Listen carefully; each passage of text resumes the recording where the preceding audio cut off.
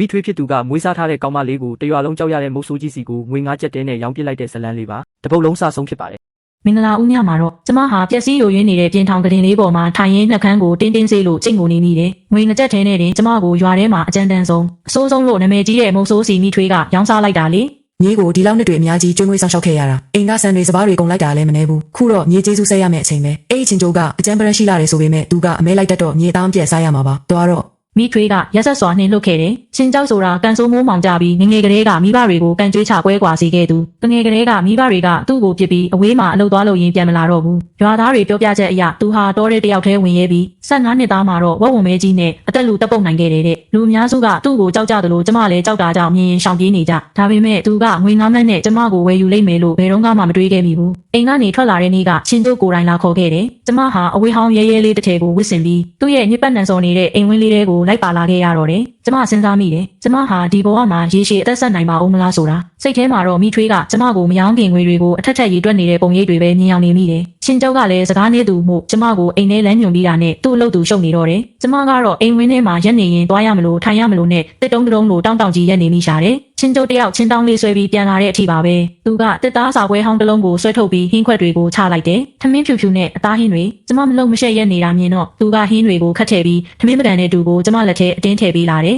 ။စာကျမတကယ်ကိုစားလောင်မှုတိတ်နေပြီးအသားဟင်းကိုအငမ်းမရစားကျင်နေခဲ့တာမို့မအောင်နိုင်တော့ပဲခေါင်းငုံပြီးစားတော့လိုက်မိတယ်။ဒီထမင်းတနက်ဟာမိဘတွေဆုံးပါသွားပြီးနောက်ပိုင်းပထမဆုံးအကြိမ်ဝဝလင်းလင်းစားဘူးတဲ့ထမင်းတနက်ပဲဖြစ်တယ်။ထမင်းစားပြီးနောက်အလေးအကျင့်တိုင်းအိုးခွက်ဆေးဖို့ပြင်လိုက်တော့ထိုင်နေပါမနဲ့ပြန်မလို့သူကတားတယ်။ဘာကောင်းကြီးပေးစကားမှမရှိ။ဘာမင်္ဂလာဆုတောင်းမှမပါပဲချင်းကြောက်ကကျမကိုအခန်းထဲဝင်ဖို့အချက်ပြတဲ့အခါကျမတုံလုံးခြောက်ချသွားရတယ်။ကြောက်ကြောက်လန့်လန့်နဲ့အခန်းထဲဝင်ပြီးရက်ရမလို့ထိုင်ရမလို့ဖြစ်နေတော့သူကဂရင်ဟောင်းလေးကိုညွှန်ပြတယ်။သူ့ရဲ့အပေါ်စားဂရင်ဟောင်းလေးပေါ်မှာထိုင်နေရင်ကျမတကူလုံးဖြက်ဖြက်လူအောင်တုံရင်နေမိတော့တယ်။ချင်းကျိုးတယောက်ဘာလုပ်နေတာလဲ။သူကဂရင်ဘေးမှာထိုင်ပြီးဓာသွေးနေတာပါ။အဲ့ဒါကလူတရက်နီးပါအရွယ်ရှိတဲ့မုတ်ဆိုးတုံးဓာမြောင်ကြီးဖြစ်ပြီးဓာသွားကအေးဆက်ဆက်အယောင်တလက်လက်နဲ့သွေးညီနှံတွေတောင်မစင်သေးသလိုပဲဓာသွေးရဲ့အတန်တစ်ချက်ချင်းစီတိုင်းကကျမရဲ့နှလုံးသားကိုဓာနဲ့မှုန်းနေတယ်လို့ခံစားရစေတယ်ဒီကိုလားသူစကားပြောလိုက်တယ်အတန်ကကက်ကျေးနဲ့ကက်ထူပြားညက်တယ်လို့ကြမ်းတမ်းလွန်းလို့ထိတ်လန့်စရာပဲကျမမလှုပ်ရဲဘူးချင်းကျုပ်ရဲ့မျက်မှောင်ကြီးတွန့်သွားပြီးရုတ်တရက်ထိုင်ရက်လိုက်တဲ့အခါသူ့ရဲ့မြမထွားကြိုင်းတဲ့အရေးကြီးကကျမအပေါ်ချက်ချင်းလွှမ်းမိုးသွားတယ်ကျမမျက်စိမိတ်ပြီးလာတော့မဲ့အရိုက်နဲ့ဒါမှမဟုတ်လက်သီးချက်တွေကိုအောက်ခံဖို့ပြင်ဆင်လိုက်မိတယ်အသက်ရှင်တန်ဖို့အတွက်ကျမမယုံကန်တော့ဘူးဒါဟာကျမရဲ့ကံကြမ္မာပဲလေဒါပေမဲ့ထင်တယ်လို့နာကျင်မှုရောက်မလာခဲ့ဘူးချင်းကျောက်ကကျမရဲ့အေးဆက်နေတဲ့လက်ကလေးကိုဆွဲယူပြီးနှွေးထွေးတဲ့အရာတစ်ခုကိုလက်ဖွားထဲထည့်ပေးလိုက်တာပါမျက်လုံးဖွင့်ကြည့်လိုက်တော့ကျမလက်ထဲမှာငွေလက်ကောက်သေးသေးလေးတစ်ကွင်းသူကကျမကိုငွေလက်ကောက်လေးပေးတာပါလားကျမကြောင်အန်းသွားမိတယ်ဒါမင်းအတွက်ပါငါနောက်လိုက်လာရတာမင်းအတွက်ဆင်းရဲပင်ပန်းစီပြီးနောင်ကိုမင်းပေါ်ငါကောင်းကောင်းစောင့်ရှောက်ပါမယ်ကျမခေါင်းလေးငုံပြီးလက်ထဲကလက်ကောက်လေးကိုကြည့်ရင်မျက်ရည်တွေအလိုလိုဝဲတက်လာပြီးတပေါက်ပေါက်ကျလာမိတယ်ဘာဖြစ်လို့လဲမကြိုက်လို့လားမဟုတ်ပါဘူးကျမဒီလိုကျင်နာရွရမှုမျိုးမခံစားရတာကြာပြီမို့လို့ပါမိဘနှစ်ပါးရှေ့ဆင်းနောက်ဆင်းဆုံးပါသွားပြီးကလေးကကျမဟာမိဘတွေရဲ့ရင်အုပ်ထဲကယန္တနာလေးမဟုတ်တော့ပဲသူတစ်ပါးအိမ်မှာတက်နေရတဲ့တနာစရာကလေးငယ်လေးဖြစ်ခဲ့ရတာမိထွေးတို့ကထမင်းတလုတ်ကျွေးတာဟာကရုဏာတက်လို့ဆိုပြီးကျမမှာကျေးဇူးတည်တက်ရတယ်ကျေးဇူးတည်တက်ဖို့အတွက်လိမ္မာရတယ်လိမ္မာဖို့အတွက်အလုပ်တွေအများကြီးလုပ်ပေးခဲ့ရတာလေညဘက်မှာတော့ချင်းကျောက်ကကျမကိုမဖြတ်စည်းပါဘူးကျမကိုဂရင်ပေါ်မှာအိတ်စီပြီးသူကတော့ကျန်းပြင်ပေါ်မှာဖြာချမ်းလေးခင်းပြီးလှဲအိတ်ရှာတယ်ကိုစောင်းလိုက်ယုံနဲ့သူဟာတောင်ကြီးတစ်လုံးလိုလှဲလျောင်းနေတာကိုမြင်တွေ့နိုင်ပြီးသူ့ရဲ့ဟောက်တန်တဲ့ကိုကြားရတာကြောင့်ကျမရဲ့ထိတ်လန့်ချောက်ချားနေတဲ့စိတ်ကလေးဟာတဖြည်းဖြည်းတည်ငြိမ်လာပြီးမျက်ခွန်တွေလေးလံကအိပ်ပျော်သွားခဲ့တယ်။ဒါပေမဲ့ဒီအိတ်ဆက်ချင်းကမကောင်းမွန်လှဘူး။အိမ်မက်ထဲမှာမိထွေးရဲ့ဆဲဆိုကျိန်းမောင်းတန်တွေမောင်နှမတွေရဲ့နှိမ့်ဆက်ညှဉ်းပန်းမှုတွေပြီးတော့ဝက်ဝမဲကြီးကသွေးရည်ရဲ့ပါဇက်ကြီးကိုဟာပြီးလိုက်ဆွဲတာတွေကိုမြင်မှတ်ပြီးကျမအော်ဟစ်ကထားထိုင်လိုက်မိတယ်။စိမ့်သက်နေတဲ့နေရာတစ်ခုမှပဲကျမကိုမိထွေးကမုတ်ဆိုးချင်ကြောက်စီရောင်းစားလိုက်တာကိုသတိရမိတော့တယ်။နဖူးကချွေးတွေကိုတုပ်ပြီးအသက်ကိုပြင်းပြင်းရှူကကတင်ပေါ်ကဆင်းခဲ့တယ်။အိမ်ဝင်းလေးဟာတိတ်ဆိတ်လို့ညှိဆိုးဆိုးသွေးနဲ့တားကောင်တွေရဲ့အနှံ့သက်တွေရောပြန်းနေတယ်။ကျမစိတ်ကိုလျှော့ပြီးအသက်ပြင်းပြင်းရှူကအိမ်သားကိုအရင်ရှာပြီးအပေါ့ပါသွားလိုက်တယ်။ပြီးတော့မိဖို့ချောင်ကိုရှာတွေ့တော့တကယ်ပဲညစ်ပတ်ဆုပ်ပြက်ပြီးတန်တဲ့အိုးကြီးတွေတောင်တန်ကျေးတက်နေတာတွေ့ရတယ်။တကယ်ကိုလူပြိုကြီးအိမ်ပါပဲ။ကျမထွက်လဲမပြေးရဲ့။အပြင်လဲမသွားရဲတာကြောင့်အသက်ရှင်ဖို့အတွက်ကန်စီမယာအတိုင်းအသားကျအောင်နေထိုင်ရင်မိဖို့ချောင်ကိုတဝက်လောက်တင်းဆဲပြီးချိန်မှာပဲအပြင်ကနေအတန်ကြားလိုက်ရတယ်။သူကဝန်တော်ကြီးစီကနေမနှက်စာဖြစ်ဝယ်လာတဲ့အချင်းဖက်နဲ့မုံလုံးကြီးတွေအချင်းဖက်ထဲမှာအသားမြင်လေးတွေတောင်ပါသေးတယ်။ဒါကတကယ်ကိုအကောင်းစားအစားအစာပဲ။ချင်းကျုပ်ကမုံလုံးကြီးကိုအားပါးရကြိုက်ဝါရင်ကျမရှေ့ကိုတိုးပေးလာတယ်။ဝအောင်စားမင်းကိုငါကျွေးနိုင်ပါတယ်။သူကအဲ့လိုပြောတော့ကျမလည်းအားနာမနေတော့ပဲယူစားလိုက်တယ်။မင်းထမင်းတက်လား။တက်ပါတယ်။ကျမချက်တက်ပါတယ်။ရိတ်ခါတွေကိုနောင်ကြရင်ငါပဲရှာဖွေပေးမယ်။ဘိုက်ဝပြီလား။သူကကြမ်းတဲ့မုံလုံးတွေနဲ့အချင်းဖက်တွေကိုအကုန်စားပစ်ပြီးအိုးခွက်တွေကိုချင်းတောင်းနဲ့ထဲကဆွဲပြီးထွက်သွားဖို့ပြင်နေ။ရှင်ပဲသွားမလို့လဲကျမမိဖို့ချောင်ကိုတေချာတန်ရှင်းရေးလုပ်မလို့ဘိုက်ထဲဝင်မဲ့အရာတွေကတန်ရှင်းနေမှဖြစ်မယ်။မဟုတ်ရင်ဘိုက်နာရင်မကောင်းဘူး။အိမ်တွင်းရေးကိစ္စတွေကိုတော့မင်းအလိုတိုင်းတာဆုံးဖြတ်ပါ ချင်းကျုပ်ထွက်သွားပြီးသူ့စကားတွေကိုကျမအပြေးဝတော့မယုံရဲသေးဘူးမိဖို့ကြောင့်လေးကသေးငယ်ပေမဲ့ညစ်ပတ်လာတယ်လဲထုတ်လိုက်တဲ့အမိုက်တရိုက်တွေကိုထားပါအောင်ကြွက်တွေပိုးဟက်တွေနဲ့ပိုးမွားတွေလည်းမနေဘူးဒီလိုမိဖို့ကြောင့်မျိုးမှာချက်ပြုတ်ထားတဲ့အစားအစာတွေကိုချင်းကျုပ်တယောက်ဘလို့များမျိုးဝင်ခဲ့လဲမသိဘူးမေးလို့သူကအိမ်မှာထမင်းချက်စားလေးမရှိဘူးပဲဒါပေမဲ့နောင်ကိုကျမကပဲထမင်းချက်ရတော့မှမို့မိဖို့ကြောင့်လေးကိုတန်တန်ရှင်းရှင်းထားတာပဲကြိုက်တယ်ကျမမိဖို့ကြောင့်အပြင်နဲ့အထဲကိုပြောင်းစင်အောင်တင်းဆဲပြီးတဲ့အချိန်မှာချင်းကျုပ်ကစံအိတ်ကြီးတစ်အိတ်ကိုထမ်းပြီးပြန်လာတယ်ကျန်တဲ့ပစ္စည်းတွေကိုတော့သူမျိုးပေါ်တက်ပြီးထုတ်ဝယ်အောင်မယ်တဲ့ကျမကတော့ချင်းကျုပ်အပေါ်ဘာမှဆရာမလုပ်ရဲပါဘူးသူပြောသမျှအတိုင်းပဲခေါင်းညင်ရတာသူမျိုးပေါ်ကိုပစ္စည်းသွားဝယ်တဲ့အချိန်မှာစံအိတ်ကိုဖွင့်ကြည့်လိုက်တော့အကောင်စားစံချောတွေဖြစ်နေတယ်ဒီလောက်အိတ်ကြီးဆိုရင်အကြာကြီးစားလို့ရမှာပဲဒါပေမဲ့ဒါကိုဘယ်နားမှာတူလောင်ရပါမလဲချင်းကျုပ်ရဲ့အိမ်မှာအခန်းတစ်ခန်းပဲရှိတာ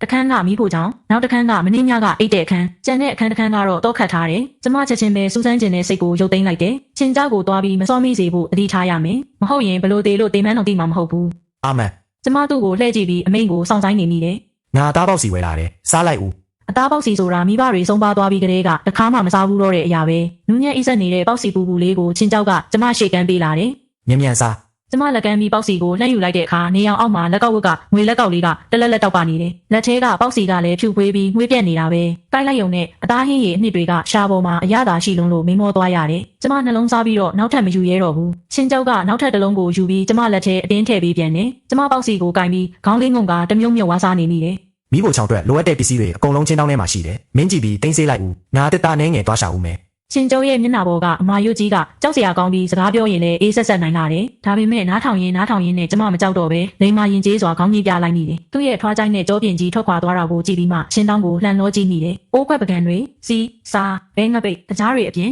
တကြားလုံးတွေနဲ့ရိုးစုံဘူးတဘူးတောင်ပါသေးတယ်။ရိုးစုံဒါကျမအတွက်ဝယ်ပေးတာလားလီတဲကတဲမုံတွေပဲကျမမျက်စိထဲဝင်သွားလို့လားမသိ။ကျမချက်ချင်းခေါင်းမော်ပြီးလက်ချောင်းလေးတွေနဲ့မျက်လုံးကိုအသာအရာပုတ်တက်လိုက်ရတယ်။အိုးခွက်ပကံတွေကိုမီးဖိုချောင်ထဲမှာတေချာစီရီပြီးတဲ့နောက်ချင်းကျုပ်က6တွေ့တဲ့ထင်းစီတွေကိုထမ်းပြီးပြန်လာတယ်။လက်ထဲမှာလည်းဟင်းသီးဟင်းရွက်တွေနဲ့ကြက်ဥတွေပါတဲ့ချင်းတောင်းကိုဆွဲလာသေးတယ် အကုန်လုံးကိုချက်ပြုတ်လိုက်ပါငါကအစားကြီးတယ် ။ကျမကြောင့်အန်းနဲ့ခေါင်းငိမ့်မိတယ်။ဟင်းချက်တာတော့ကျမတက်တာမို့မြများချက်တာကလည်းကောင်းပါတယ်။ဒါမှချင်းကျုပ်စားလို့ကြံတာကိုကျမဘိုက်ဝအောင်စားရမှာလေ။ထမင်းအိုးကြီးကြီးတအိုးချက်ပြီးအသားကိုဟင်းရွက်နဲ့ကြောအသားလွာတွေကိုခက်များများလီကြက်ဥကိုလည်းဟင်းရွက်နဲ့ကြောလိုက်တော့ဟင်းနဲ့တွေကမှွေးပြန်လို့ချင်းကျုပ်ကဟင်းနှစ်ခွက်နဲ့ထမင်းဖြူဖြူကိုကြည့်ပြီးမျက်လုံးတွေတောက်ပါသွားတယ် ထိုင်ပြီးထမင်းစားရအောင် ကျမကတော့သူ့အရင်ထမင်းပကံကိုကင်ပြီးတူကိုလှုပ်ရှားတဲ့အထိစောင့်ဆိုင်နေမိတယ်။သူစားတော့မှပဲကျမလည်းပကံကိုကင်ပြီးတူကိုကင်ရဲတယ်။အသားတုံးကကျမပကံထဲရောက်လာတယ်။ကျမချင်းကြောက်ကိုလှမ်းကြည့်လိုက်တော့ စား ချင်းကျုပ်ကပြောပြီးအားပါတရစားတော့တယ်။ကျမလည်းမျက်တောင်လေးတွေမိတ်လို့ပလုတ်ပလောင်းနဲ့အေးလေးစားနေမိတယ်။ချင်းကြောက်ကကျမကိုမင်္ဂလာဦးညအခမ်းအနားတွေအတင်းကျပ်မတောင်းဆိုခဲ့တယ်လို့ဒါကသူ့စီရောင်းစားခံရတာမို့3ရက်မြောက်အိမ်ပြန်ခီးလည်းမရှိခဲ့ပါဘူး။ကျမမှလည်းပြန်စရာမိဘအိမ်မရှိတော့ဘူးလေ။မိထွေးကကျမအရင်ကဝေးခဲ့တဲ့အဝတ်စားတွေကိုယူခွင့်မပေးခဲ့တာကြောင့်ချင်းကျုပ်ကဘဲကနေရှာလာမှန်းမသိတဲ့အဝတ်ဟောင်းချို့ကိုပေးတယ်။ကျမအဲ့ဓာတွေကိုရှော့ဖို့ပြီးဖားသေးပြင်ဆင်ကဝတ်ဆင်ခဲ့ရတယ်။အိမ်ဝင်းပြင်ဘက်မှာစက်တုံလေးနဲ့ဂျင်းတွေစိုက်ပျိုးပြီးချင်းကြောက်ကိုလည်းထောင်းတနေရာမှာကြက်ချံလေးစောက်ပေးဖို့တောင်းဆိုခဲ့တယ်။သူကကျမကိုမြို့ပေါ်ကိုဈေးဝယ်ခေါ်သွားမယ်လို့ပြောလာတယ်။မြို့ပေါ်တက်ရောက်ဖို့ဆိုတာကျမအတွက်တော့အလွန်ဝေးကွာလှတဲ့အတိတ်တစ်ခုလိုဖြစ်နေပြီးမြို့ပေါ်ကဘလောက်တောင်စီကားတလဲဆိုတာကိုတော့မေ့လျော့နေခဲ့ပြီးချင်းကျုပ်ကခေါင်းငိမ့်ပြပြီး သွားပြင်ဆင်လိုက်ဦး ကျမထင်တာကလမ်းလျှောက်သွားရမယ်ပေါ့ဒါပေမဲ့နွားလဲစီးပြီးသွားကြတာပါသူကနွားလဲမောင်းတဲ့အဖိုးအိုနဲ့တော်တော်လေးရင်းနှီးပုံရပြီးတောက်လျှောက်စကားပြောသွားကြတယ်အဖိုးအိုကစကားဆက်လိုက်တိုင်းသူကပြန်လေတုံ့ပြန်ပြောဆိုနိုင်တာပဲ ဒါမင်းမိမလား ချင်းကြောက်ကကျမကိုတစ်ချက်လှမ်းကြည့်ပြီးရှက်ကိုရှက်ကန်းနဲ့ခေါင်းငိမ့်ပြတယ် ကောင်းတယ်မင်းကောင်လေးကန်ကောင်းတာပဲ ကျမရှက်လွန်းလို့မျက်နှာတစ်ခုလုံးပူထူသွားပြီးခေါင်းငုံကအသက်တောင်ပြင်းပြင်းမရှူရဲတော့ဘူးမြို့ပေါ်ရောက်တော့ကျမကလေးတစ်ယောက်လိုတိမ်မွေ့စွာချင်းကျိုးရဲ့နောက်ကနေတကောက်ကောက်လိုက်ရင်သူဘာတွေဝင်မလဲဆိုတာခိုးကြည့်နေမိတယ်ကျမဘာမှလည်းမမေးရဲသလိုစကားလည်းဝင်မပြောရဲဘူးသူကျမလက်ကိုလှမ်းဆွဲလိုက်တဲ့အထိပါပဲကျမထိတ်လန့်တကြားနဲ့သူ့ကိုမောကြည့်မိတယ်သူဘာမှမပြောဘဲကျမလက်ကိုဆွဲပြီးရှေ့ကိုဆက်လျှောက်သွားတယ်ပြီးတော့ကျမကိုဝန်ထမ်းဖက်ထုတ်ဆုပ်ပြုတ်နဲ့ရှောင်းမှန်ကိတ်မုံကျွေးပြီးအဝတ်စားတစ်ချုပ်ဖို့အတွက်အဝတ်စားအစ်စ်တွေဝယ်ပေးတယ်ဂါဝင်နဲ့ဖက်နှက်တွေချုပ်ဖို့အတွက်ဂွမ်းနှစ်ပေးတာလောက်ကိုလည်းချိန်တွေဝယ်ယူခဲ့သေးတယ်နွားလဲပေါ်မှာကျမတို့ဝယ်လာတဲ့ပစ္စည်းတွေကအများဆုံးပဲရင်းနှီးတဲ့အတော်ကြီးတွေကချင်းကျောက်ကိုစကားမပြောရဲကြတာကြောင့်ကျမကိုပဲလှမ်းမေးကြတယ် ပစ္စည်းတွေအများကြီးဝယ်လာတာပဲငွေတွေအများကြီးကုန်ပါပဲနော် ကျမအသားအရာခေါင်းကြီးပြလိုက်တယ်အတော်ကြီးကတိုးတိုးလေးထပ်မေးတယ် သမီးတို့အိမ်မှာဘသူကအိမ်ထောင်ဦးစီးလဲချင်းကျိုးကသမီးကိုငွေတွေပေးအပ်ထားလားသူပဲကင်တာလား ချင်းကျိုးကကျမကိုငွေမပေးပါဘူးကျမမှာတပြားမှမရှိပါဘူး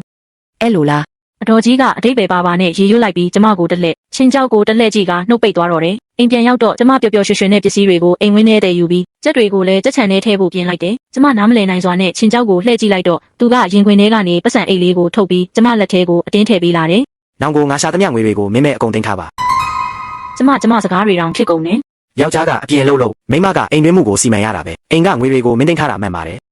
ဒါပေမဲ့ကျမထစ်ထစ်အဖြစ်နေမိတယ်ကျမတို့အတူတူနေထိုင်လာတာလခွဲလောက်ရှိပြီဖြစ်ပေမဲ့မင်္ဂလာဦးညအစ်အမှန်ကိုမဖြတ်တန်းရသေးဘူးလေချင်းကျောက်ကကျမလက်ထဲကကြက်ချင်းတောင်းကိုလှမ်းယူပြီးကြက်ချန်စီကိုရှောက်သွားတော့တယ်ကျမလက်ထဲကပတ်စံအိတ်လေးကိုကြည့်လိုက်တော့တော်တော်လေးအလေးချိန်စီးလာတယ်တကယ်ပဲကောင်းလိုက်တာချင်းကျောက်ကကျမငွေကြေးကိုနှစ်သက်မှန်းသိလို့ထင်တယ်သူကဒီရက်ပိုင်းတွေမှာနေတိုင်းတော်တဲ့ဝင်ခဲ့တယ်ပြန်လာတိုင်းလဲသားကောင်တွေရလာစမြဲပဲအိမ်မှာဘိုက်ဝအောင်စားပြီးတာနဲ့အမဲလိုက်ပစ္စည်းတွေကိုယူပြီးထွက်သွားတတ်ပြီးပြန်လာရင်တော့ငွေတွေကိုကျမလက်ထဲအမြဲအနှံတယ်ကျမလည်းမိဖို့ပေါ်မှာနှွေးထားတဲ့ထမင်းနဲ့ဟင်းတွေကိုအသားအရာပြင်ဆင်ပေးပြီးသူထမင်းစားနေတော့ရေနွေးလန်းအိုတီပေးကသူ့ကိုရေမိုးချိုးပြီးခြေထောက်ကိုရေနွေးစိမ်ဖို့ပြင်ဆင်ပေးမိတယ် အာမန် ရှင် ငါတို့လင်မယားရာမြောက်ကြရအောင် သူဂရိပေးခဲ့ဘူးတာပဲဒါပေမဲ့ဒီလိုလင်မယားကိစ္စနဲ့ပတ်သက်ပြီးကျမဘာလို့ရမှန်းမသိခဲ့ဘူးဒါကြောင့်ကျမကြောက်ရွံ့မိတယ်ဒါပေမဲ့ချင်းကျောက်ကကျမအပေါ်အလွန်ကောင်းရှာတာပဲသူ့စီကထွက်ခွာသွားရင်ကျမဘယ်ကိုသွားနိုင်မှာလဲဘယ်နေရာကကောကျမရဲ့အိမ်ဖြစ်လာမှာလဲသူနဲ့အတူနေပြီးသူ့အတွက်သားသမီးမွေးဖွားပေးရတာဟာကျမရဲ့ကံကြမ္မာပဲလေကျမအသားအရာကောင်းကြီးပြလိုက်တယ်ကောင်းပါပြီလင်မယားအရာမြောက်ကြတာပေါ့ကျမထင်တာကတော့အိတ်စိတ်ယုံတင်ပဲထင်ခဲ့တာဘသူကသိမှာလဲ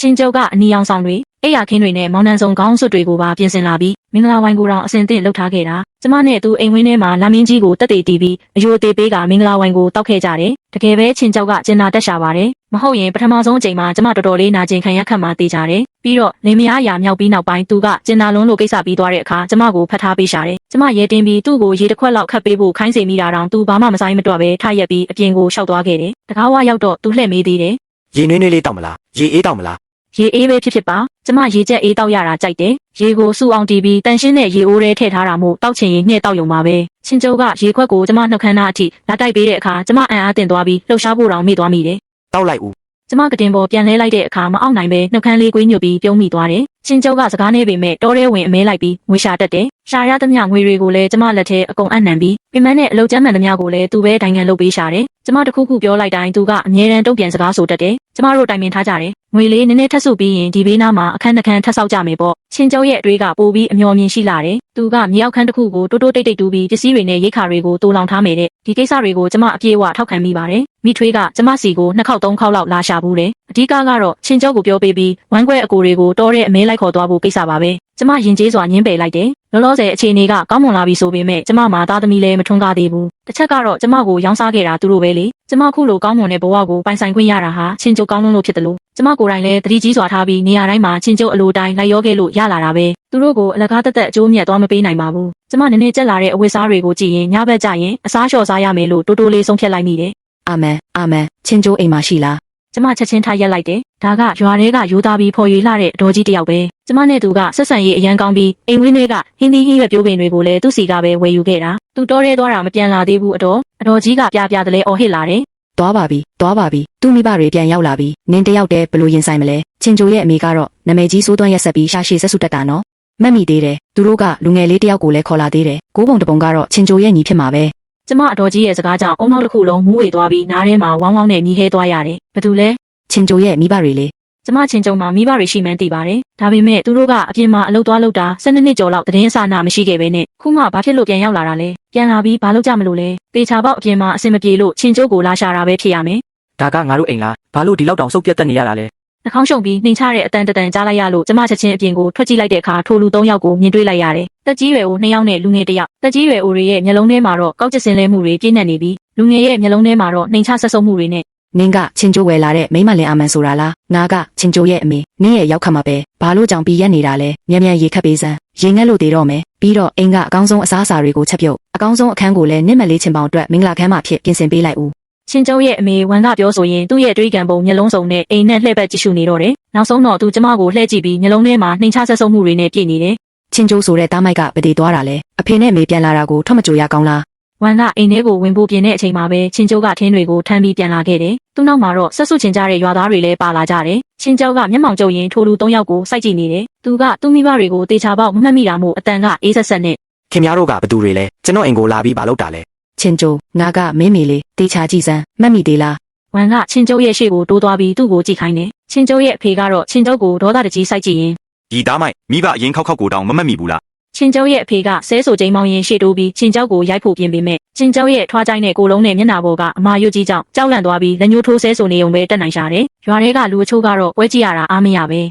ချင်းကျော်သူကတကယ်ပဲမင်းဖေချင်းကြဝင်ပါပဲ ရွာလူကြီးနဲ့မျိုးနွယ်စုကောင်းဆောင်တွေပါအကုန်ရောက်လာပြီးသူတို့ဟာချင်းကျုပ်ရဲ့မိဘအရင်းနဲ့ညီရင်းဖြစ်ကြောင်းတက်တည်ထူကြတယ်ချင်းကျောက်အနေနဲ့ညှင်းပယ်လို့မရတော့ဘူးရွာလူကြီးတွေကလည်းချင်းကျုပ်ကိုလိမ်မာဖို့မိဘတွေပြန်လာရင်လက်ခံပြီးတေချာလှုပ်ကြွေးပြုစုဖို့ဖြောင်းဖြကြတယ်ချင်းကျောက်ဝန်ကတော့ဂုံယူဝင်ကြွားစွာခေါင်းညှင်းပြရင်း မိဘတွေကိုလှုပ်ကြွေးယုံတင်မကဘူးချင်းပေါင်တွက်မိမတယောက်ပါရှာပေးရအောင်မယ်မင်းကအကိုကြီးဖြစ်ပြီးတော့သူ့ကိုလူပြိုကြီးဘဝနဲ့ဒီတိုင်းကြည့်နေမှာလား ချင်းကျုပ်ကဘာမှမပြောဘူးကျမကြောက်တဲ့ကြားနဲ့သူသဘောတူလိုက်မှဆိုလို့သူ့ရဲ့အင်ဂျီလက်ကိုဆွဲလိုက်မိတယ်ချင်းကျုပ်ကကျမကိုလှည့်ကြည့်ပြီးမစိုးရိမ်ဖို့အချက်ပြတယ်ပွဲကြည့်နေတဲ့ရွာသားတွေကလည်းမုတ်ဆိုးတွေငွေရှာရလွယ်တာပဲဒါကိုမှမကူညီရင်တကယ်ကိုတားမိုက်ပဲလို့ဆက်ပြီးဖြောင်းဖြကြပြန်တယ်ကျမချင်းကျုပ်ကိုကြည့်ပြီးပြက်ပြက်သားသားပဲသူ့ရှေ့မှာထွက်ရက်လိုက်တယ်ချင်းကျုပ်ကအသက်နဲ့လဲပြီးငွေရှာခဲ့ရတာဘာဖြစ်လို့သူ့ညီကိုမိမပေးစားဖို့အတွက်ငွေတွေအလကားပေးရမှာလဲချင်းပေါင်းဆိုတဲ့လူလေးလူလွင်းကကျမကိုရိုင်းဆိုင်တဲ့မျက်လုံးတွေနဲ့လှမ်းကြည့်ပြီး မကြီးစကားကိုအဲ့လိုမပြောရဘူးလေအဖေနဲ့အမေရှိနေသေးတာပဲမရီစကားပြောစရာနေရာမရှိပါဘူး ချင်းပေါင်းကချင်းကျိုးကိုထက်ကြည့်ပြီး အကိုကြီးကျွန်တော်တို့ကညီကိုအရင်ခောက်တွေလေ ချင်းကျုံမျက်မှောင်ကျုပ်သွားတယ်ဝမ်ကလက်ကိုမြောက်ပြီးကျမစီပြေးလာတယ်တေချာပေါက်ကျမကိုရိုက်ဖို့ကြံတာပါချင်းကျုံကသူ့ရဲ့လက်ကောက်ဝတ်ကိုဖမ်းဆွဲပြီးတင်းတင်းကြပ်ကြပ်ထိန်းချုပ်လိုက်တယ်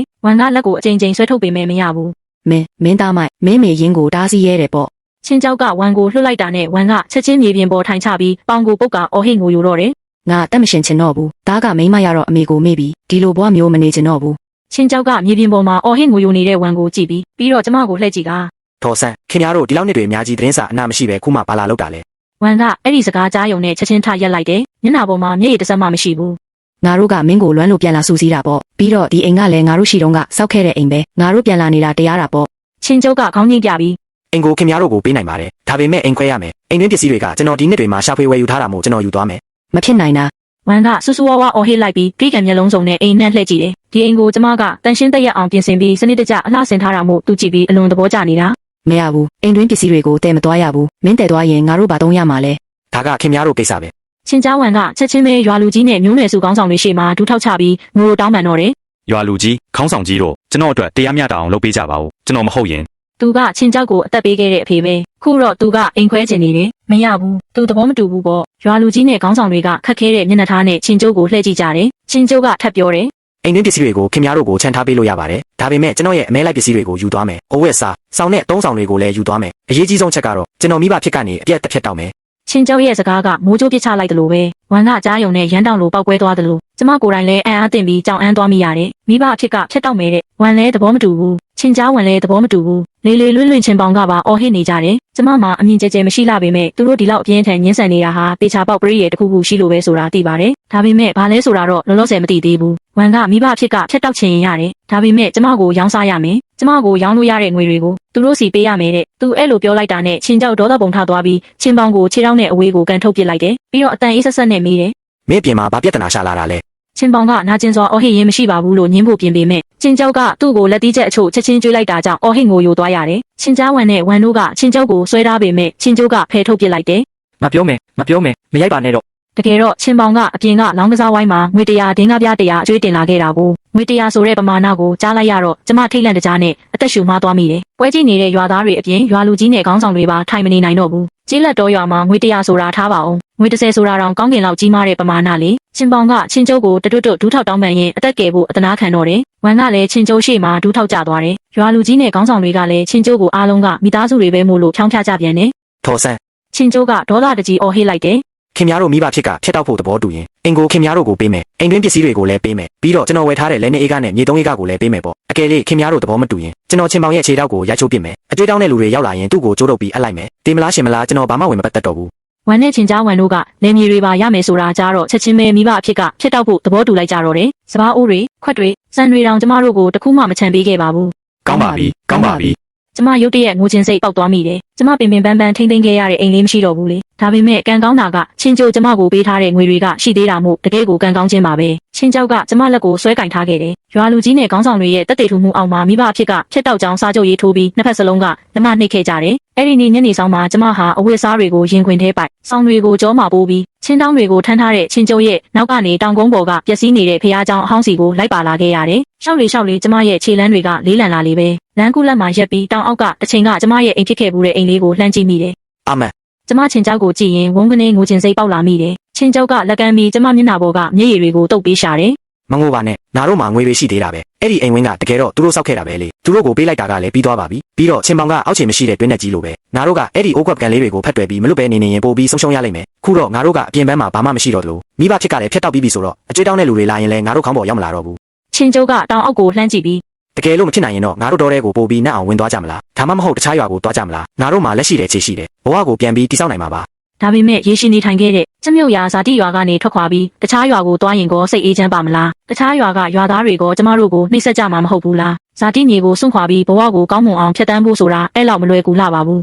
အမန်မင်းမကြောက်ပါနဲ့ငါမင်းကိုကာကွယ်ပေးပါမယ် ချင်းကျုပ်ကအဲ့လိုပြောတော့ကျမလည်းယုံကြည်ဖို့ပဲရွေးချယ်လိုက်ရတော့တယ်တောင်ကုန်းပေါ်ကဖះเจ้าအဟောင်းကြီးရဲ့ဗုဒ္ဓရုပ်ပွားတော်ကတော့ကြာလာပြီဖြစ်တဲ့ဖြည့်ဆည်းခြင်းကိုခံထားရပြီးနေရာအနှံ့လေးတိုက်လို့တဲခိုစရာနေရာတော့မရှိကြဘူးချင်းကျုပ်ကကျမတကားဝမှာကြောင်ရက်နေတာကိုကြည့်ပြီးသူ့ရဲ့မျက်မှောင်ကြီးကပိုပြီးတွန်းလာတယ် သွားစို့ငါတို့တောင်အောင်စင်ပြီးအိမ်တိမ်မှာခိတ္တတဲခိုဖို့သွားတောင်းဆိုရအောင် တဲခိုခွင့်တောင်းရင်လည်းငွေပေးရမှာပါပဲပြီးတော့တချို့အိမ်တွေကပြဿနာတွေရိုက်ခတ်မှာကြောက်လို့တဲခိုခွင့်ပေးမှာမဟုတ်ဘူးကျမချင်းကြောက်ရဲ့နောက်ကနေခေါင်းလေးငုံပြီးလိုက်လာခဲ့ရင်ဒီလန်းခရီးကတော်တော်လေးခက်ခဲလာပါလားလို့ခံစားရတယ်နောက်ဆုံးတော့ခေါင်းဆောင်ကြီးကမကြည့်ရတော့ပဲသူ့ရဲ့အိမ်ဟောင်းလေးမှာတဲခိုခွင့်ပေးခဲ့တယ်တလားကိုငွေအသက်ပြား200ပေးရပြီးခိတ္တခိုလုံရနေရလေးရခဲ့တာပေါ့ကျမလည်းပြင်းရီမနေရဲပဲချက်ချင်းအခန်းကိုတန်ရှင်းရေးလုပ်လိုက်တယ်တစ်သားကရင်အဟောင်းတစ်လုံးပဲရှိပြီးလွတ်လွတ်လပ်လပ်ဖြစ်နေတဲ့အခန်းလေးကိုကြည့်ရင်ကျမအသက်ပြင်းပြင်းချလိုက်မိပြီးခေါင်းဆောင်ကြီးရဲ့ဇနီးစီသွားပြီးထမင်းစားဖို့ကိစ္စတိုင်ပင်ရတယ် ငါတို့အိမ်မှာပဲအတူတူချက်ပြုတ်စားကြတာပေါ့ အတော်ကြီးကစေတနာကောင်းပေမဲ့ကျမဘက်ကပို့ပြီးအခွင့်အရေးမယူရဲပါဘူးပြီးတော့ချင်းကျုပ်ကအစားများတာမို့တနက်စာလေးနဲ့ပြီးမှမဟုတ်ဘူးလေအတော်တို့မိဖို့ချောင်ကိုခိတ္တငှားသုံးပေးရစီရိတ်ခါတွေကိုတော့ကျမတို့ကိုယ်တိုင်ဝယ်ပါမယ်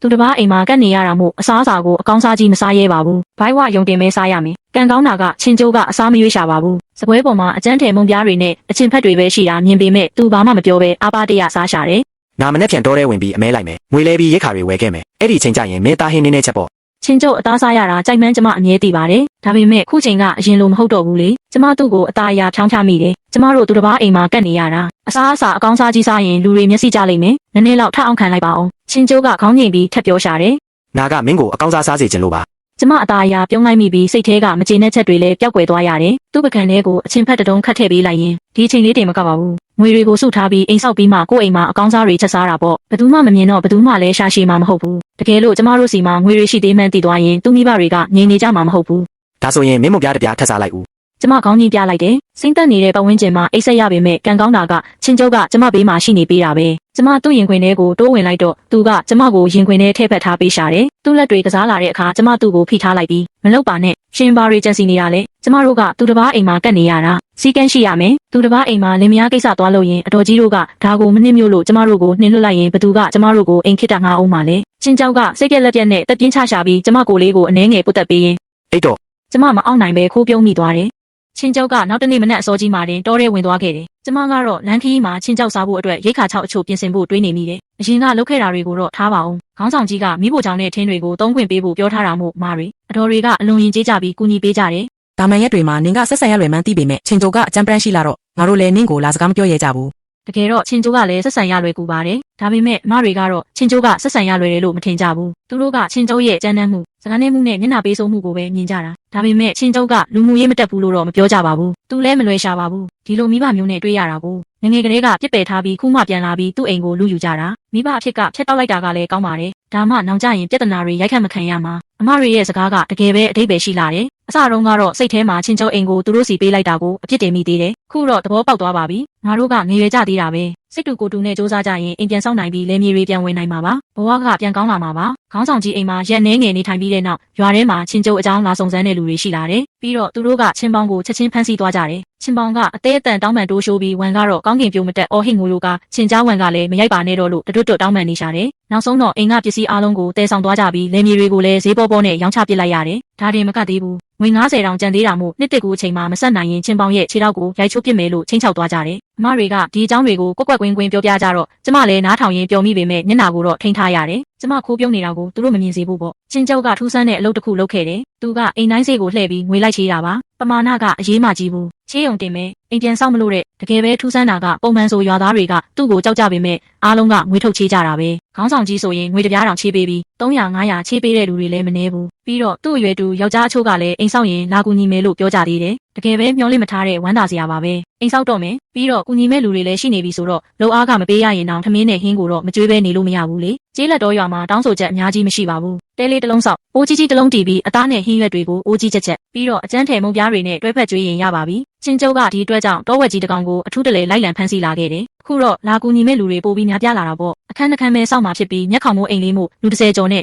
2ရက်အတွင်းစောက်လုပ်ပြီးစီးခဲ့တယ်။မိဖို့ချောင်းကိုတော့တဲလေးတစ်လုံးပဲစောက်ဖို့ချင်းကျုပ်ကပြောတယ်။မူလကတည်းကဒီအိမ်ကိုအုတ်အိမ်ကောင်းစားကြီးချက်ချင်းစောက်လို့မရဘူးလေ။အဲ့ဒါကသူ့မိဘတွေရဲ့ပါဆက်သေးကိုအသားတုံးကြီးအတင်းထည့်ပေးလိုက်တယ်လို့ဖြစ်သွားမှာပေါ့။2ရက်အတွင်းစောက်လုပ်ပြီးစီးခဲ့တဲ့မျက်ခေါင်မိုးအိမ်လေးကတိတ်တော့မကြီးလာပါဘူး။တစ်ခန်းကလူနေဖို့နောက်တစ်ခန်းကချင်းကျုပ်ရဲ့အမဲလိုက်ပစ္စည်းတွေထားဖို့ဒါပေမဲ့တင်းငယ်ပေမဲ့လည်းဒါဟာကျမတို့ရဲ့အိမ်စစ်အစ်အမှန်ပဲလေအိမ်ခန်းထဲမှာရက်နေရင်လွတ်လွတ်လပ်လပ်ဖြစ်နေပေမဲ့မြေကြီးရဲ့တင်းပြတ်တဲ့အနံ့ကိုရှူရှိုက်မိတဲ့အခါတကယ်ပဲပျော်ရွှင်ချမ်းမြေ့မှုကိုခံစားရစေတယ်ကျမချင်းကျုပ်ရဲ့ရင်ခွင်ထဲကိုတိုးဝင်လိုက်မိတယ်ကျမတို့မှာအိမ်ရှိပြီးတော့ချင်းကျုပ်ကခေါင်းငိမ့်ပြတယ် နာလူတွေကိုအပ်ထားတဲ့ကတင်စားပွဲကုလားထိုင်တွေကိုခန့်နေရင်လာဖို့ကြလိမ့်မယ် ကျမချက်ချင်းပဲအခန်းကိုတန်ရှင်းရေးလုပ်လိုက်တယ်မူလကတည်းကတန်ရှင်းနေတာဖြစ်ပေမဲ့ကျမကိုယ်တိုင်တေးသေးချာချာထပ်ပြီးတန်ရှင်းရေးလုပ်ချင်တာကျမဘက်ကပြင်ဆင်ပြီးတာနဲ့ကတင်လာပို့တဲ့လူတွေရောက်လာကြတယ်လွတ်လွတ်လပ်လပ်ဖြစ်နေတဲ့အိမ်လေးကတဖြည်းဖြည်းပြည့်စုံလာတာကိုကြည့်ရင်ပျော်ရွှင်တဲ့စိတ်ကိုဘလို့မှဖုံးကွယ်လို့မရတော့ဘူးငါတို့လည်းမင်္ဂလာပွဲမကျင်းပနိုင်ခဲ့ပါဘူးမကျင်းပနိုင်တာကလည်းရွာတွေကလူတွေအကုန်လာကြရင်ဆန်တွေအသားတွေဘလောက်တောင်ကုန်မလဲထင်းတွေလည်းမနှဲဘူးလေမျက်ခေါင်မိုးအိမ်နှခမ်းဆောက်ယုံတင်မဲမှုပွဲကျင်းပဖို့လည်းမလိုပါဘူးမွန်းတဲ့ကြရင်ဘာစားချင်လဲကျမများများချက်ပေးမယ်ချင်းကျောက်ကကျမကိုကြည့်ပြီးပြုံးတယ်အကုန်ရပါတယ်ပေါ့ကျမသူ့မျက်လုံးထဲကအရေးအယောင်တွေကိုသဘောပေါက်တာမို့မျက်စိဆောင်ပြီးကြည့်လိုက်မိတယ် ချင်းကျိုးငါသားလေးရဲ့ ဝမ်ကအော်ဟစ်ငိုယိုရင်းပြေးလာပြီးချင်းကျုပ်ကိုဖက်တွေကရိုက်နှက်ပြီးမြေပြင်ပေါ်ထိုင်ချလိုက်ပြန်တယ် ငါသားလေးရဲ့မင်းကြီးကိုကဲပါဦးမင်းသူ့ရဲ့ခြေထောက်တွေကိုအသက်ရှင်လျက်နဲ့ရိုက်ချိုးခံရတာကိုဒီအတိုင်းကြည့်နေမှာလား ချင်းကျုပ်ကသူ့ကိုဖယ်ထုတ်ပစ်ပြီးအေးဆက်ဆက်မေးတယ် ခင်ဗျားကဘာတူလဲ ဝမ်ကချင်းကျုပ်ဒီလောက်အထိအေးဆက်လိုက်မယ်လို့မျှော်လင့်မထားတာကြောင့်ကြောင်အန်းသွားရှာတယ်သူခိတကြောင်အန်းသွားပြီးမှပြန်ပြီးအော်ဟစ်ငိုယိုပြန်တယ် ငါသားလေးရဲ့အမေတီးပါတယ်အမေမင်းပေါ်မှာခဲ့တာတွေကိုအမေတီးပါပြီအမေနောင်တရပါပြီ ချင်းကျုပ်ကသူ့ကိုတစ်ချက်တောင်လှည့်မကြည့်ချင်တော့ပဲကျမပဲလှည့်ပြီးနည်းနည်းကြမ်းတမ်းတဲ့လေတံနဲ့ပြောလာတယ် မင်းအခန်းထဲဝင်ပြီးပစ္စည်းတွေတွားသိမ်းစမ်း ကျမကြောင်သွားမိတယ်သူစိတ်မကောင်းဖြစ်နေလို့နေမှာပါလို့တွေးမိပြီးသူ့ကိုအပြစ်မတင်ပါဘူးအခန်းထဲဝင်ပြီးပစ္စည်းတွေတင်ဆေးလိုက်တယ်ပြီးတော့ကျမကိုယ်တိုင်လည်းသူ့အမေရဲ့ရက်စက်မှုကိုရင်မဆိုင်ခြင်းရင်မဆိုင်ရဲတာလည်းပါတာပေါ့ကျမကသူ့ရဲ့စိုးသွမ်းမှုကိုမရှင်းနိုင်ဘူးလေအပြင်ဘက်ကနေချင်းကျိုးရဲ့အတန်ထွက်ပေါ်လာတယ် ခင်ဗျားမြ мян ထွက်သွားတော့မပြန်ရင်ချင်းပေါင်ရဲ့ခြေထောက်တွေတကယ်ပဲရိုက်ချိုးခံရလိမ့်မယ် ဝမ်ကကြားယုံနဲ့ပို့ပြီးပြာရခတ်သွားတယ်သူအိမ်ထဲဝင်ပြီးပစ္စည်းတွေလူဖို့ကြံစီပေမဲ့ချင်းကျိုးကတားဆီးလိုက်တယ် ကျွန်တော်ကိုလက်ပါအောင်မလုပ်နဲ့ ချင်းကြောက်ဒေါသထွက်လာရင်တကယ်ပဲကြောက်စရာကောင်းလာတာမို့မြင်ရတဲ့လူတိုင်းထိတ်လန့်ရစမြင်သူ့အမေရင်းဖြစ်ပေမဲ့လည်းကြောက်ရွံ့သွားရတယ်ဒါပေမဲ့သူ့ရဲ့ရတနာသားလေးရဲ့ခြေထောက်ရိုက်ချိုးခံရမှာကိုပိုကြောက်တာကြောင့်ငွေရိုအော်ဟစ်ရင်းပြန်ပြေးသွားတော့တယ်ချင်းကြောက်ကအခန်းထဲဝင်လာပြီး အာမန်ခုနကငါမင်းအပေါ်ကြမ်းတမ်းမိတာတောင်းပန်ပါတယ်ငါတမင်လုပ်လိုက်တာပါအတိကကတော့ဒီအိမ်မှာမင်းကဆရာမလုပ်ရပဲငါပြောသမျှအတိုင်းပဲလုပ်ရတယ်ဆိုတဲ့ပုံစံမျိုးသူ့ကိုပြလိုက်တာမဟုတ်ရင်သူကမင်းကိုလာပြီးဒုက္ခပေးနေဦးမှာ ချင်းကျုံအဲ့လိုရှင်းပြတော့ကျမချက်ချင်းပဲသဘောပေါက်သွားပြီးခေါင်းကြီးပြလိုက်မိတယ်ပြီးတော့ခြေဖျားလေးထောက်ပြီးသူ့ကိုအသာရနမ်းလိုက်တယ်နောက်ဆုတ်ဖို့ပြင်လိုက်တဲ့အချိန်မှာပဲသူကကျမကိုဖမ်းဆွဲပြီးပြင်းပြင်းရှာရှာနမ်းပစ်လိုက်တော့တယ် ညဘက်ကျရင်မင်းကိုဆုံးမရမယ် ချင်းပေါင်ကတော့ခြေထောက်အရိုက်မခံရပါဘူးအကျွေးဆက်ဖို့အတွက်အလုပ်ကျန်းလုပ်ရမယ့်နေရာကိုဖမ်းဆီးခေါ်ဆောင်သွားခြင်းခံရတာပါဝမ်နဲ့ချင်းကြားဝမ်တို့ကအဝေးကြီးအထိလိုက်လံအော်ဟစ်ပေမဲ့အကျွေးတောင်းတဲ့လူတွေကထပ်လိုက်လာရင်ခမားတို့ကိုပါဖမ်းပြီးအလုပ်ကျန်းခိုင်းပစ်မယ်လို့ချင်းချောက်တာကြောင့်သူတို့နှစ်ယောက်ကြောက်လန့်သွားပြီးရှေ့ဆက်မလိုက်ရဲတော့ဘူးဒီအကြောင်းတွေကိုလည်းရွာထဲကအတော်ကြီးတွေပြောပြလို့ကြားရတာပါကျမလည်းမအောင်နိုင်ပဲလှောင်ပြုံးမိပေမဲ့အပြင်ပန်းမှာတော့တပြေးရှည်ကြီးချပြလိုက်ုံပဲလုပ်ခဲ့တယ်ချင်းကြားဝမ်နဲ့ဝမ်တို့ရဲ့ဘဝကတကယ်ကိုမလွယ်ကူလှပါဘူးအိမ်မှာရိတ်ခါလည်းမရှိလယ်မြေလည်းမရှိပြီးတော့သူတို့ကအလုံးလုံးချင်တဲ့လူတွေလည်းမဟုတ်ကြတော့ထမင်းတောင်မစားရရှာဘူးဒီအိမ်ကနည်းနည်းချေဟိုအိမ်ကနည်းနည်းတောင်းနောက်ဆုံးတော့သူတစ်ပါးပစ္စည်းတွေကိုခိုးယူတဲ့အထိဖြစ်လာခဲ့တယ်သူတို့ကိုအမိဖမ်းမိပြီးခေါင်းဆောင်ကြီးအိမ်ကိုဆွဲခေါ်သွားကြပြီးခေါင်းဆောင်ကြီးကိုတရားစီရင်ပေးဖို့တောင်းဆိုကြတော့တယ်ခေါင်းဆောင်ကြီးကမျက်မှောင်ကျုပ်ရင်မျက်နှာပြက်လာတယ်ကျမလူအုပ်အပြင်ဘက်မှာရက်နေရင်စိတ်ထဲမှာတွေးမိတယ်ခေါင်းဆောင်ကြီးကသူတို့ပြန်လာပြီးဒီလိုဒုက္ခရှာမယ်မှန်းသိရင်အစတုန်းကတည်းကရွာထဲပေးဝင်မှာမဟုတ်ဘူးလို့ ခေါင်းဆောင်ကြီးငါတို့ရွာမှာခိုးမှုမရှိတာကြာလာပြီဒီလင်များကတော့တကယ့်ကိုလူမဆန်ဘူးခေါင်းဆောင်ကြီးသူတို့ကိုပြင်းပြင်းထန်ထန်အပြစ်ပေးရမယ် ဝမ်ကတော့တွတ်တောင်းပန်နေပြီးချင်းကြားဝမ်ကတော့လေဘင်းကိုကြုံထားရှာတယ်ခေါင်းဆောင်ကြီးကလူအုပ်ကိုတစ်ချက်လှည့်ပတ်ကြည့်ရှုပေမဲ့ချင်းကျိုးကိုမမြင်ရတာကြောင့်ထောက်တနေရကကျမကိုလှမ်းကြည့်တယ်ကျမချက်ချင်းပဲကိုကြုံပြီးပုံကွယ်လိုက်မိတယ် ဒါဆိုရင်သူတို့ကိုဖျားเจ้าကိုတန်ရှင်းရေးတေတေချာချာလောက်ခိုင်းလိုက်လူချို့သွားဆောင်ကြည့်ထားသူတို့ပြင်းရင်မနေစေနဲ့နောက်တစ်ကြိမ်ထပ်ဖြစ်ရင်တော့ရွာထဲကနေတိုက်ရိုက်နေလွတ်ပြမယ် ခေါင်းဆောင်ကြီးကအဲ့လိုပြောလိုက်တော့ရွာသားတွေလည်းမကျေနပ်ပေမဲ့ဘာမှမတက်နိုင်ကြတော့ဘူးအကိုခံရတဲ့အိမ်ကပစ္စည်းတွေပြန်တောင်းပေမဲ့အကုန်လုံးကစားပစ်ရောင်းပစ်လိုက်ကြပြီလေဘလို့လုတ်ပြန်ရအောင်မလဲရွာသားတွေကဆဲဆိုချင်းမောင်းပေမဲ့အကြံဖန်မရှိကြတော့ဘူးအချို့ကချင်းကျောက်ကိုပြန်ဆက်ခိုင်းဖို့ပြောကြပေမဲ့မိဘအဖြစ်ကဖျက်တောက်ပြီးပြီပဲလေဟုတ်တယ်မလားချင်းကျောက်ကိုယ်တိုင်လည်းရွာသားတွေကိုငွေတွေပြန်ဆက်ဖို့ကြံသေးတာပဲကျမစိတ်ထဲမှာတွတ်ခေါင်းငိမ့်မိပြီးဒါကတကယ်ကိုအမှန်တရားပဲကျမထပ်ပြီးမတက်ရက်မနေရတော့ပဲချက်ချင်းအိမ်ကိုပြန်ခဲ့တယ်မကြခင်မှာနှစ်တကူတော့မှမို့နှစ်တကူပစ္စည်းအချို့ဝယ်ယူပြီးအိမ်တစ်လေးမှာကောင်းကောင်းမွန်မွန်ဖြတ်တန်းရမယ်ဒါပေမဲ့အိမ်လေးကတင်းငယ်လုံးလို့အများကြီးတော့မဝယ်ရဲပါဘူးပြီးတော့သူတစ်ပါးမြင်ရင်လည်းမကောင်းဘူးလေဘိုင်းဝယုံတင်ဆိုရင်ရပါပြီဒီနှစ်တကူကိုကျမနဲ့ချင်းကျောက်တော်တော်လေးကောင်းကောင်းမွန်မွန်ဖြတ်တန်းခဲ့ကြတယ်နေတိုင်းဘိုင်းဝအောင်စားတော့ပြီးကရင်ပေါ်လှဲလိုက်ယုံတင်မကပါဘူးအလကားလဲနေတာမဟုတ်ပါဘူး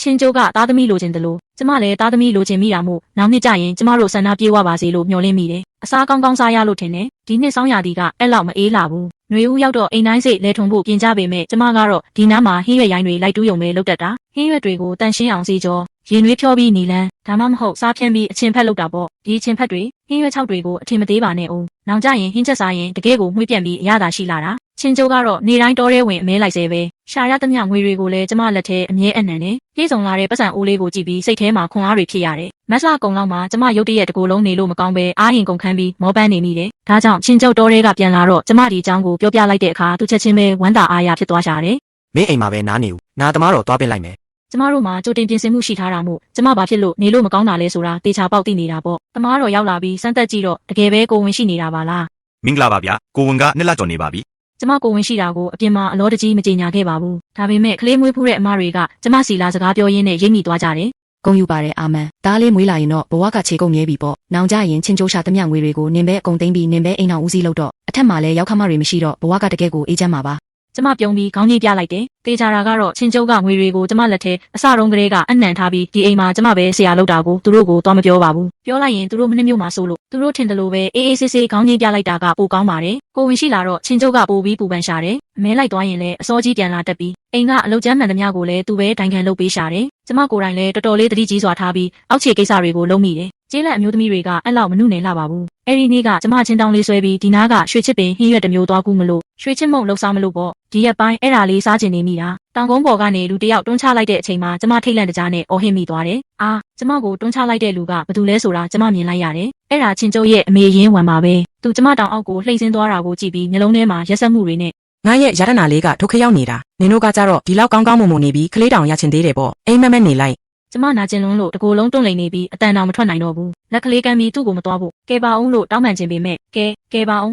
ရွာထဲကကလေးငယ်အချို့ကမြင်တွေ့သွားပြီးရွာထဲကိုပြေးပြောတာကြောင့်လူတွေရောက်လာပြီးကျမကိုအိမ်ပြန်တည်သွားကြတယ်ပြီးတော့ရွာသားတွေကတမားတော်ကိုသွားပင်ပေးကြတယ်ကျမတမားတော်ကခေါင်းခါပြီးတက်ပြင်းချတာကိုမြင်လိုက်ရတယ်လို့အပြင်ကနေချင်းကျုပ်ပြန်လာပြီးလို့အော်ဟစ်တန်ကိုလည်းကြားလိုက်ရတယ်ချင်းကျုပ်ကမျက်နှာတစ်ခုလုံးမဲမောင်ပြီးအခန်းထဲဝင်လာတယ် အာမန် ကျမသူ့ကိုကြည့်ပြီးငိုချလိုက်မိတယ်ရှင့်အမေသူကျမကိုတွန်းချလိုက်တာချင်းကျုပ်ရဲ့လက်တွေမှာသွေးတွေပေးကျန်နေခဲ့တယ်သူအသားအရာကျမမျက်နှာပေါ်ကမျက်ရည်တွေကိုတုပ်ပေးရှာတယ် အာမန်ငါသိတယ်ငါအကုန်သိတယ်ဘာမှမတွေးနဲ့တော့စေးတောက်ပြီးတေးသေးချာချာအိတ်လိုက်ဦးငါတို့ကလေးအတွက်တရားမျှတမှုကိုတော့ငါအဖေတယောက်အနေနဲ့တေချာပေါက်သွားတောင်းဆိုပေးပါမယ် ချင်းကျုပ်ရဲ့စကားကိုကြားယုံနဲ့ကျမဝေါ်ခန့်နဲ့ငိုချလိုက်မိတယ်ကျမတကယ်ကိုခန်းစားရခက်လွန်းလို့ပါချင်းကျုပ်ကထွက်မသွားပဲကျမတတိလစ်ပြီးအိပ်ပျော်သွားတဲ့အထိတရင်ဘေးမှာထိုင်နေပေးရှာတယ်ပြီးမှသူလူတွေကိုခေါ်ပြီးကျမကိုစောင့်ရှောက်ခိုင်းတာသူ့ရဲ့မုတ်ဆိုးတုံးဓားမြောင်ကြီးကိုကင်ပြီးသူ့မိဘအိမ်စီထွက်သွားတော့တယ်ကြားရတာတော့အဲ့ဒီနေ့ကရွာထဲမှာသူ့မိဘတွေရဲ့အော်ဟစ်ကြီးတွားတန်တွေတောင်းပန်တန်တွေနဲ့စူညံနေခဲ့တာတဲ့ရွာသားတွေကပွဲကြည့်ဖို့တွားကြပေမဲ့ဘသူမှတကားဖွင့်ပြီးဝင်မတားရဲကြဘူးသူတို့နှစ်ယောက်တေးလို့မတက်ဖြစ်ပြီးအတန်တောင်မထွက်နိုင်တော့မှပဲချင်းကျုပ်ကအိမ်ထဲကထွက်လာခဲ့တာ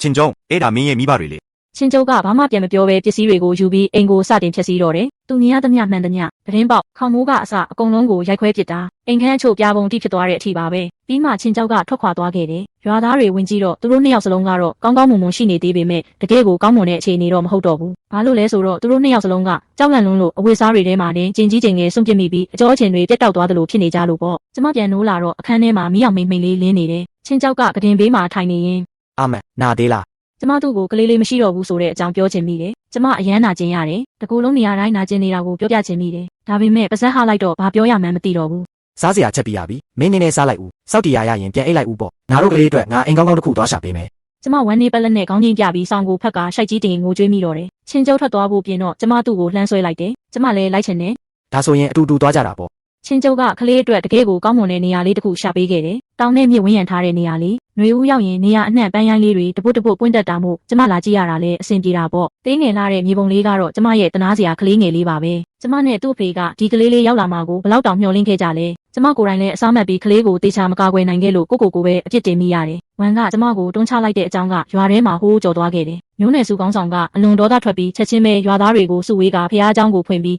ချင်းကြားဝမ်နဲ့ဝမ်တို့ကိုမျိုးနယ်စုစရင်ကနေအမိပဲဖြတ်ပြီးရွာထဲကနေမောင်းထုတ်ပစ်လိုက်ကြတော့တယ်။ချင်းကြားဝမ်နဲ့ဝမ်တို့ကခုမှတကယ်ကြောက်လန့်သွားပြီးမျိုးတို့တောင်းပန်ကြပေမဲ့ရွာသားတယောက်မှသူတို့အတွက်စကားပြောမပေးကြဘူး။ကျမတို့လည်းမိုးလင်းလို့ရာသီဥတုတာရတဲ့မနက်ခင်းတစ်ခုမှာချင်းကြောက်ကကျမကိုမီးလဲပေါ်တွဲတင်ပေးခဲ့တယ်။ကျမတို့ဘယ်သွားကြမလို့လဲကျမမီးလဲထဲမှာထိုင်ရင်ချင်းကျုပ်ရဲ့ကြောပြင်ကြီးကိုမှီထားမိတယ် ငါတို့ကိုဘယ်သူမှမမှတ်မိတဲ့နေရာတစ်ခုကိုသွားကြမယ်စားချင်တာစားဝတ်ချင်တာဝတ်ပြီးငါတို့ကအနိုင်ကျင့်ရလွယ်တဲ့လူတွေမဟုတ်ဘူးဆိုတာကိုအားလုံးသိအောင်ပြရမယ်နေရာမျိုးပေါ့ဘယ်သူမှငါတို့ကိုလာမစော်ကားရဲစေရဘူး ကျမကြောက်တယ် မကြောက်ပါနဲ့ငါမင်းကိုကာကွယ်ပေးပါမယ်ဘယ်သူငါမိမကိုထိရဲလဲငါတက်ပြစ်မယ် ကျမတို့တောက်လျှောက်တောင်ဘက်ကိုပဲဥတီမောင်းနေခဲ့ကြတယ်ကျမအပြင်ကိုတခါမှမထွက်ဘူးတာမို့မြင်သမျှမှန်သမျှကိုထူးဆန်းအံ့ဩနေမိပေမဲ့ဆုံးရှုံးသွားတဲ့ကလေးလေးကိုတတိယမိတိုင်းတက်ပြင်းမချပဲမနေနိုင်ခဲ့ဘူးချင်းကျောက်ကကျမလက်ကိုဆွဲကင်ပြီးအတန်တိတ်အားပေးရှာတယ်ကျမသူ့ကိုပြုံးပြခြင်းပေမဲ့နောက်ဆုံးတော့သူ့ကိုမှီပြီးတိတ်တဆိတ်မျက်ရည်ကြယုံပဲတက်နိုင်ခဲ့တယ်အချိန်ကအရာအလုံးကိုကူစားပေးသွားမှာကိုကျမသိပါတယ်ဒါပေမဲ့ခုချိန်မှာတော့ကျမတကယ်ကိုဝမ်းနည်းနေတော့မယ်အကိုကျမပြန်ကောင်းလာမှာပါကျမကိုအချိန်နည်းနည်းလောက်ပေးပါဦး ကောင်းပါပြီ လမ်းခရီးမှာကျမစားကျင်တာမှန်သမျှကိုချင်းကျုပ်ကအမြဲဝယ်ပေးရှာတယ်။ကျမတို့အလောတကြီးမောင်းနှင်ခြင်းမရှိဘဲနားတင်တဲ့နေရာမှာနာလှပတဲ့ရှုခင်းတွေရှိတဲ့နေရာမှာလည်းချင်းကျုပ်ကလှဲကိုရက်ပြီးကျမနဲ့အတူရှုစားပေးတတ်တယ်။အဲဒီနေ့ကတောအုပ်ထဲမှာပန်းရိုင်းတွေအများကြီးပွင့်နေတာကိုမြင်လိုက်ရတဲ့အထိပါပဲ။ချင်းကျုပ်ကကျမအတွက်ပန်းစည်းလေးတစ်စီးခူးပေးတယ်။ကျမပန်းလေးကိုကင်ပြီးသူ့ဘေးမှာထိုင်လိုက်တဲ့အချိန်မှာသူကမြီးလဲကိုမောင်းပြီးတောအုပ်ထဲကထွက်ခဲ့တယ်။ပြီးတော့အဆုံးမရှိကျေပြန့်လာတဲ့လေကွင်းပြင်ကြီးကိုမြင်တွေ့လိုက်ရတယ်။အဲ့ဒါကကျမတခါမှမမြင်ဘူးတဲ့ရှုခင်းလှပဲ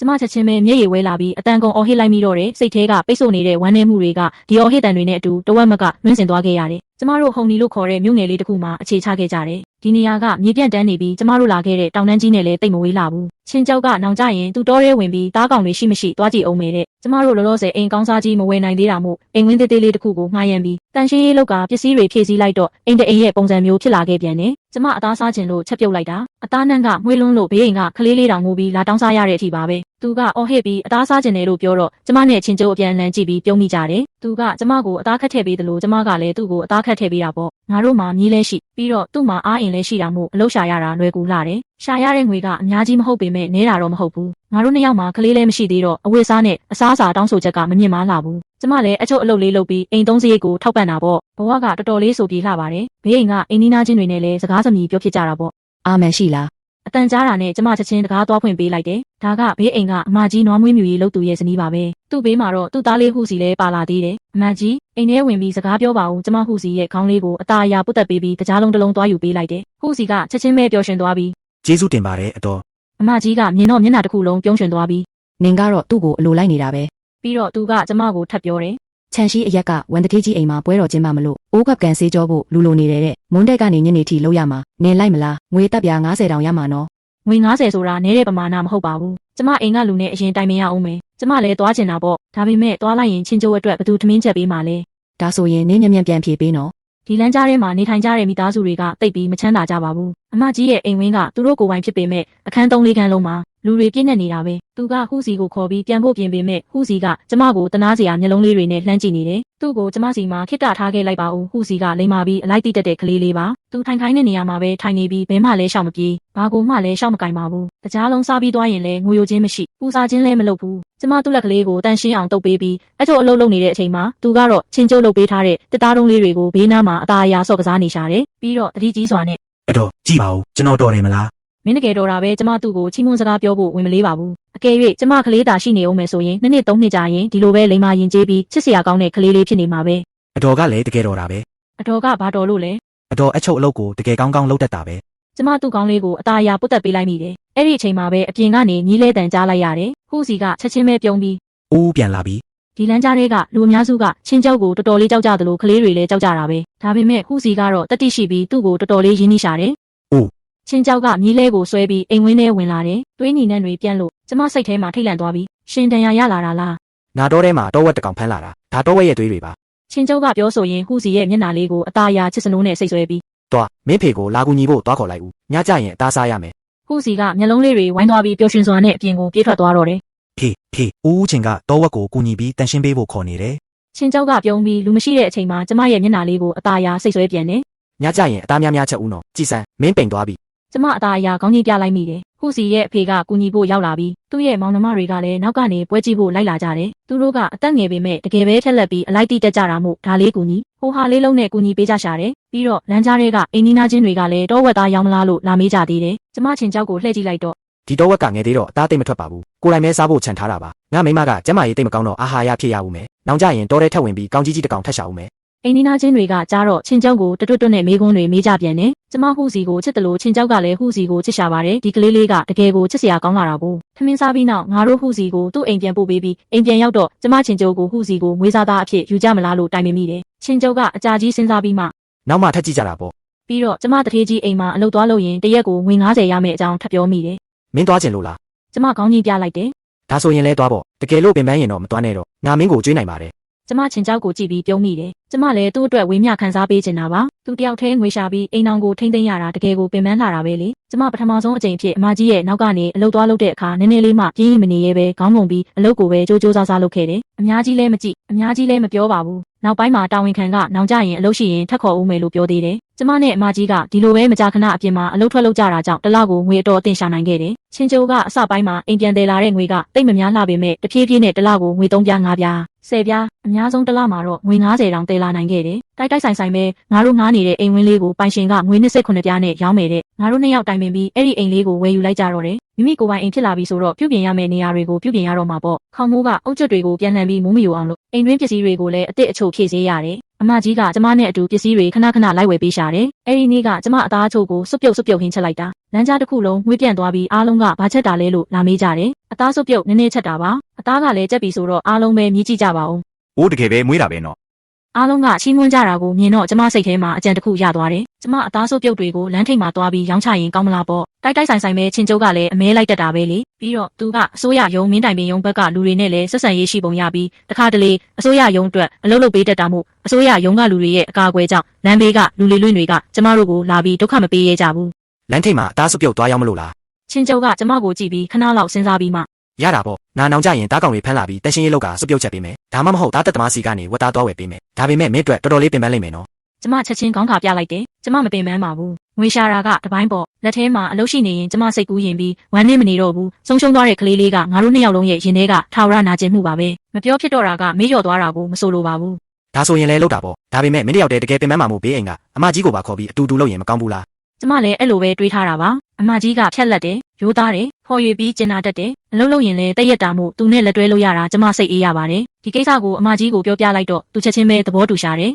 ဒါကတကယ်ကောင်းတဲ့အခွင့်အရေးပဲဒါပေမဲ့ငါမှာတော့ရင်းနှီးမြှုပ်နှံဖို့တပြားမှထုတ်เสียရမရှိဘူးနော်ငါငွေနှဲငယ်ရှာနိုင်နေဆိုပေမဲ့အင်ကအခြေအနေကအဲ့လိုဖြစ်နေတော့ရှာရသမျှငွေတွေကိုရောက်ခမစီကုန်အပ်ရတာ အမကြီးရဲ့အိမ်ကအခြေအနေကိုကျမသိပါတယ်မိသားစုအကြီးကြီးအတူတူနေကြတာဖြစ်ပြီးရောက်ခမကပဲအိမ်အောင်ဦးစီးလုပ်တာကျန်တဲ့မက်တွေရဲ့ကလေးတွေပါပေါင်းရင်6ယောက်9ယောက်လောက်ရှိတော့အိမ်ကအသုံးစရိတ်ကတော်တော်လေးကျက်တဲလာတာကျမသိပါတယ်ဒါဆိုရင်ဒီလိုလုပ်တာပေါ့ကျမအမကိုလှုပ်အားခပေးပါမယ်ဘယ်လောက်လဲဆိုတာတော့လောလောဆယ်ကျမလည်းမတွေ့ရသေးဘူးဒီရောင်းဝယ်ကအဆင်ပြေပါမလားဆိုတာလည်းမသေးချာသေးဘူးလေအမကြီးကပြုံးပြီး ရပါတယ်ငါအရင်ကူညီလုပ်ပေးပါမယ်အယောင်းဝယ်အဆင်ပြေမှလုပ်အားခကိုတက်ပေးပေါ့တကယ်လို့အဆင်မပြေရင်လည်းငါတို့ဆက်ဆံရေးရရက်နှဲငယ်အလားကကူညီပေးတာကပါဆန်းလို့လဲ သူကပြောပြီးမှသူ့ပါဇက်ကိုသူပြန်ပုတ်ရင်း ဖနှင်းရဲ့အသားစုပ်ပြုတ်အယောင်းဝယ်ကတေချာပေါက်အောင်မြင်ပါပါ အမကြီးကူညီပေးတာကြောင့်ချင်းကျောက်ကတစ်သားတွန်းလဲတစ်ခုလုပ်ပေးပြီးထင်းတွေကိုလည်းအများကြီးဝယ်ပေးတယ်ကျမနဲ့သူအချိန်တွက်ချက်ပြီးမှအသားစုပ်ပြုတ်တပိတ်တာကိုဘလောက်နဲ့ရောင်းရင်အမျက်ထွက်မလဲပြီးတော့အမကြီးရဲ့လှုပ်အားကကိုပါထည့်သွင်းတွက်ချက်နိုင်ခဲ့တယ် အာမန်ငါတို့စာတင်ကြရအောင် ချင်းကျုပ်ကအဲ့လိုပြောလာတဲ့အခါကျမတကယ်ပဲအံ့ဩပြီးအံ့အားတင်သွားရတယ်စာတင်တာကျမကတော့မတင်တော့ပါဘူးရှင်ကအပြင်မှာသွားလာနေရတာဆိုတော့ရှင်မဲတင်ပါ ချင်းကြိုခေါင်းညိပြတယ်ငါအရင်တင်ပြီးမင်းကိုပြန်တင်ပေးမယ်စာတက်ပြီးအတွက်ချက်တက်ရင်အယောင်းဝယ်လို့ရတာခုလိုမျိုးပင်ပန်းမှာမဟုတ်တော့ဘူးခုလိုမျိုးအကြာကြီးတွက်နေစရာမလိုတော့ဘူးပေါ့ ချင်းကျုပ်ပြောတာအကုန်မှန်ပါတယ်သူကကျမကိုပါစာတင်ခိုင်းတာကြောင့်ကျမတကယ်ပဲပျော်ရွှင်မိရတယ်ဒီလောကမှာဘယ်ယောက်ျားကခုလိုမျိုးလုပ်ပေးနိုင်မှာလဲကျမရဲ့အသားစုပ်ပြုတ်ဆိုင်လေးကအယောင်းဝယ်တကယ်ကောင်းလာပါတယ်ဒါပေမဲ့မကြခင်မှာပဲလမ်းရဲ့ဟိုဘက်အချမ်းမှာလည်းအသားစုပ်ပြုတ်လာရောက်တဲ့လူရှိလာပြီ